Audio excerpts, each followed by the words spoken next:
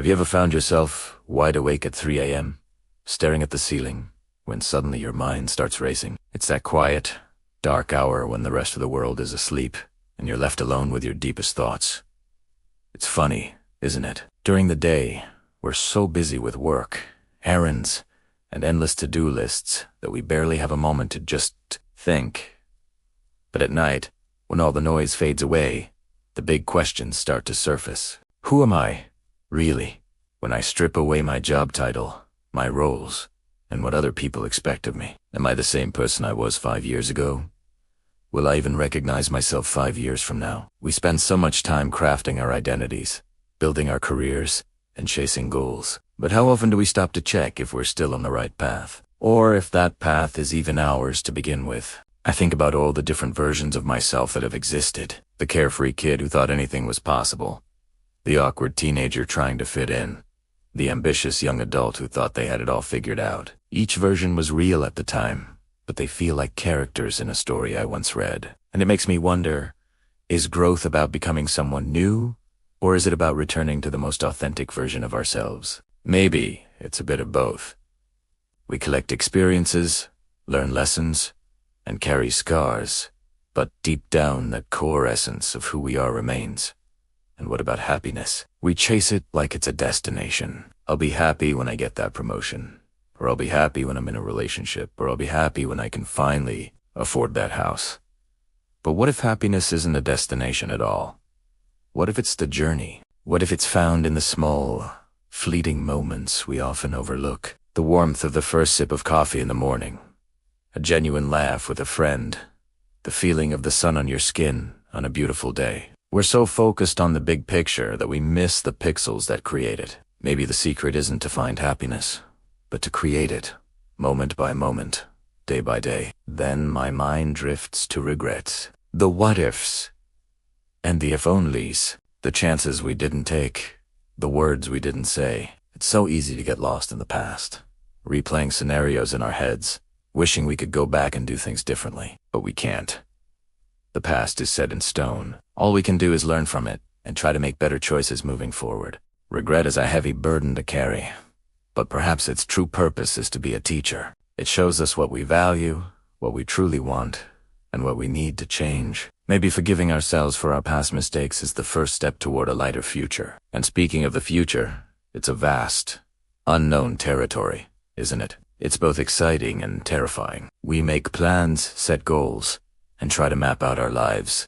But life has a funny way of throwing curveballs when we least expect them. A sudden job loss, a new relationship, an unexpected opportunity. We have so little control over what happens, and that can be a scary thought. But maybe the beauty of the future lies in its uncertainty. It's an unwritten story, and we are the authors. We get to choose the characters, the plot twists, and the ending. We can't control the weather, but we can learn to dance in the rain. I also think about the people in our lives, the ones who come and go, and the ones who stay. Some people are like comets, blazing brightly in our lives for a short time and then disappearing, leaving a lasting impact. Others are like stars, a constant, steady presence, even when we can't see them. Every person we meet leaves a mark on us, and we leave a mark on them. It's a beautiful, intricate web of connections, and it makes me realize how important it is to cherish the people who are here right now, to tell them we love them, to appreciate them,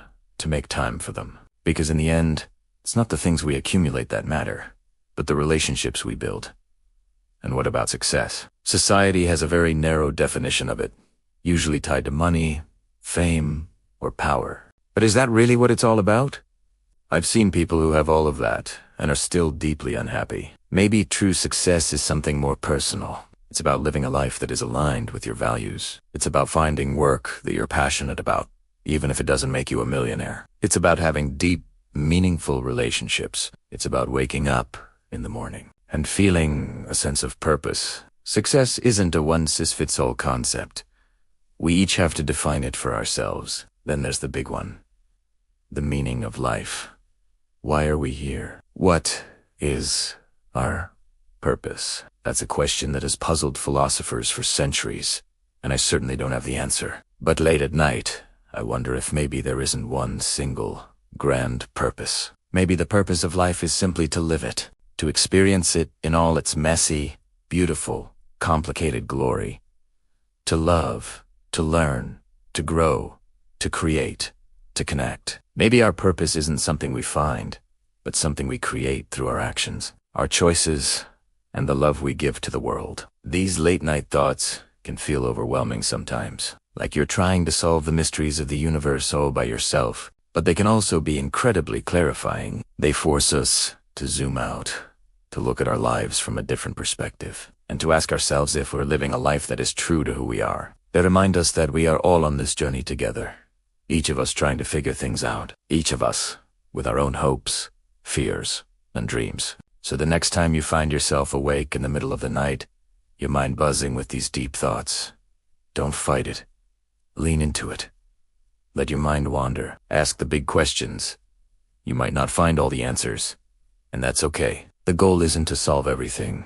The goal is to get to know yourself a little better, to understand what truly matters to you, and to live a more conscious, intentional life. Because these quiet moments of reflection are a gift. They're an opportunity to reconnect with ourselves and to make sure that the life we are living is one we are proud of. And if these thoughts ever feel too heavy, remember you're not alone. Talking to a friend, a family member, or a professional can make all the difference. Sometimes, just voicing these questions out loud can bring a sense of relief and clarity. It's a sign of strength to reach out and share what's on your mind. Thank you for spending this quiet time with me. If any of this resonated with you, I'd love to hear your own late-night thoughts in the comments below. Don't forget to like and subscribe for more conversations like this. Sweet dreams.